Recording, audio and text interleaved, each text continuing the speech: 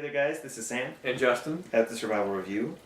And continuing with our month of horror, we're going to talk about Psycho 2. the 20-year later sequel it was filmed 20 years after the original masterpiece and had no involvement with Alfred Hitchcock whatsoever because he died a year before the movie was made. Yeah. But Sounds like crap, huh? It sounds like it would be crap. But honestly, it's not bad. Good. I say it's pretty good. It's the best Psycho sequel. Yes. That goes without any argument. We'll discuss those. Anyone will agree with that. But Psycho 2 is actually really done well. It wasn't really a necessary sequel. The movie didn't need a sequel, but the way they did it, it was done very well. It was done with class. Yeah. Which you wouldn't expect coming out right as the height of the slasher craze. Exactly. Like, this came out like a year after Friday the 13th or something like that, around that time. So you expect this to be an all-out, like, gory slasher movie, you know what I mean? But it's actually a really good suspense thriller. It has a few slasher moments. Yeah. One scene, obviously, yeah, with teenagers. But besides that, it's a really, like, I would say classy, because you wouldn't expect it to be. I agree. It's a really classy movie, which helps make it. It definitely does help. Which helps it being a sequel to a masterpiece. Yeah. Now, does it compare to the original? I mean, it's good, but nowhere near the league of the first one. It's good, in this makes any sense. In, like, regular movie terms, it's pretty good. Mm-hmm. But compared to the original, it's still far away. Yeah. And that's just trying to compare something that's close to perfect to something that's pretty good. Yeah. And so I guess let's talk about the plot. Okay. The plot of the movie, you say it. Okay. Because I'm not good at articulating. It picks up 22 years after Psycho, and Norman Bates has just been released from the mental hospital, and he's going back to work at the Bates Motel, and slowly things start occurring. Like, some people are getting killed or going missing, and Norman Bates is starting to see an old lady standing in the window, and so things are starting to happen. But is Norman crazy, or is there something else afoot? Yeah, we won't spoil that. But that's what the movie is mostly about. It's mostly like, is Norman Bates really going crazy again, or maybe is this something else going on? And that's what makes it a really interesting mystery. That's what keeps you wondering the whole time, because you feel like he's really on the right track, really on his way to forming a new life. Again, Anthony Perkins, you care for him. Exactly, so, you do. In this one, definitely. And in this one, the most. You're really just like, no, come on, you're okay, no.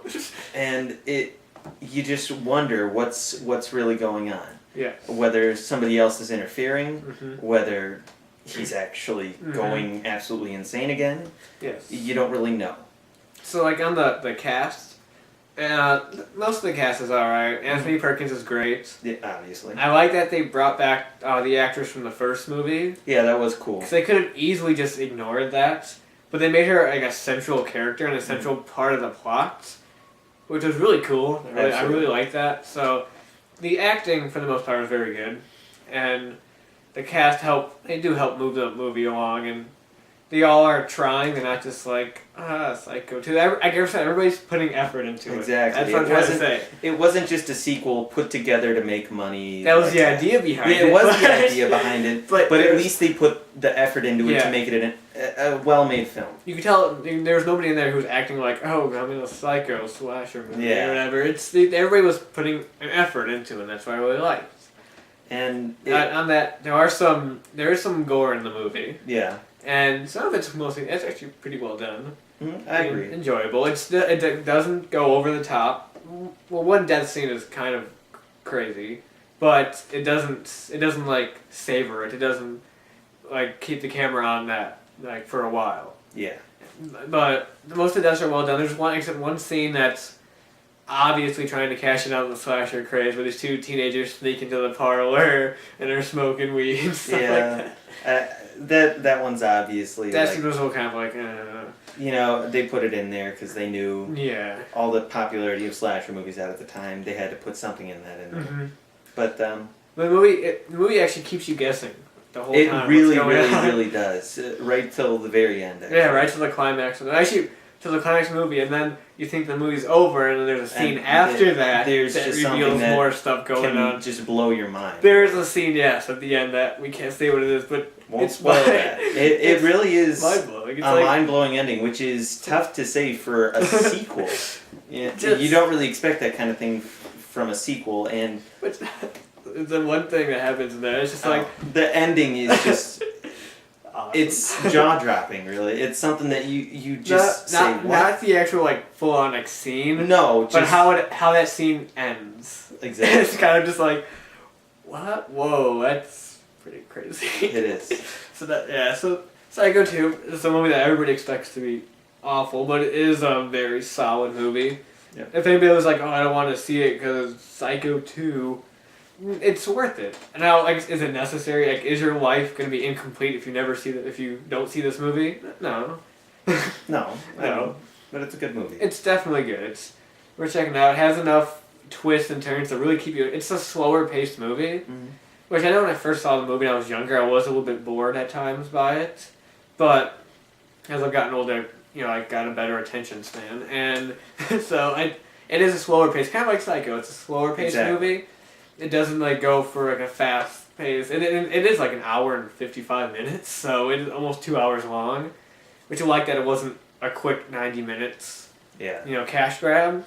I think by this movie that there's class. Like I said, I'm going to say this a ton of times, but there's class to it. That's not what we would have expected from Psycho 2, 20 years later. And that's just the one word that you'll hear repeated in this movie is unexpected. Yeah. The whole movie, you expect it to be awful, and it's actually really a good movie. There's some kind of shocking twists and surprises, kind of whoa, and just really, it's an engaging, fun movie. Exactly. So, out of 10? Out of 10, I'd give it a 7.5. Yeah, 7.5. I'm going a solid 8 out of 10. Because I really liked it, and 8's good. And it's not great, but it's still very good. Yeah. And I highly recommend it.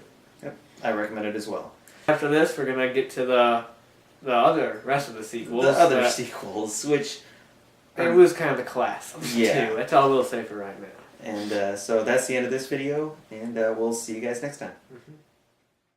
I'm sad to say that Hilton A. Green, the assistant director on the original Psycho, and the producer on all of the Psycho sequels, has just passed away a couple of days ago.